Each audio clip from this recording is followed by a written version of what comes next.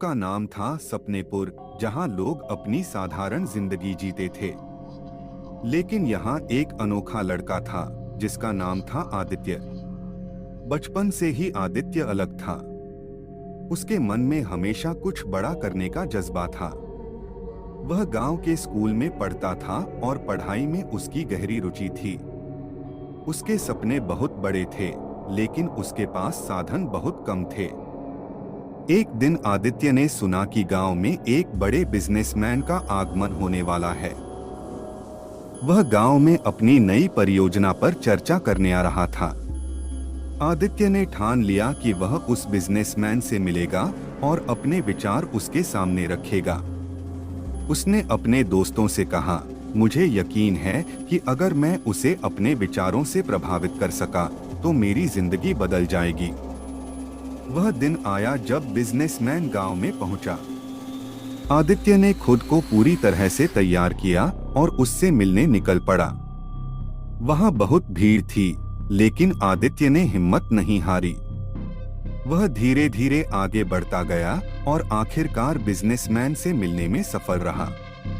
आदित्य ने पूरे आत्मविश्वास के साथ अपने विचार प्रस्तुत किए। उसने गांव में खेती में सुधार लाने के लिए नई तकनीकों का उपयोग करने का सुझाव दिया। बिजनेसमैन ने आदित्य की बातों को ध्यान से सुना और उसके साहस और सोचने के तरीके से प्रभावित हुआ। उसने कहा, तुम में कुछ खास है जो मैंने औरों में नहीं देखा। मैं तुम्हारी मदद करने के लिए तैयार हूँ। तुम मेरे साथ शहर चलो, हम तुम्हारी योजना को साकार करेंगे। आदित्य के लिए यह एक सपने के सच होने जैसा था। वह अपने गांव सपनेपुर को छोड़कर शहर चला गया। वहां उसने बिजनेसमैन के साथ मिलकर अपनी योजनाओं पर काम किया और नई तकनीकों का विकास किया। उसकी मेहनत और लगन से खेती में क्रांति आ गई और उसका गांव एक आदर्श गांव बन गया। कुछ वर्षों बाद आदित्य अपने गांव वापस आया। अब वह एक सफल और मशहूर व्यक्ति बन चुका था। गांव के लोग उसे गर्व से देखते थे और उसे अपनी प्रेरणा मानते थे। आदित्य ने यह साबित कर दिया कि अगर इंसान में जुनून और हिम्मत हो तो किस्मत खुद उसकी राह बना देती है।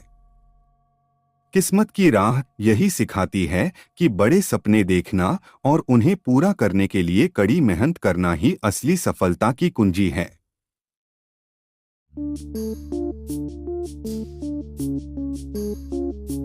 Thank you.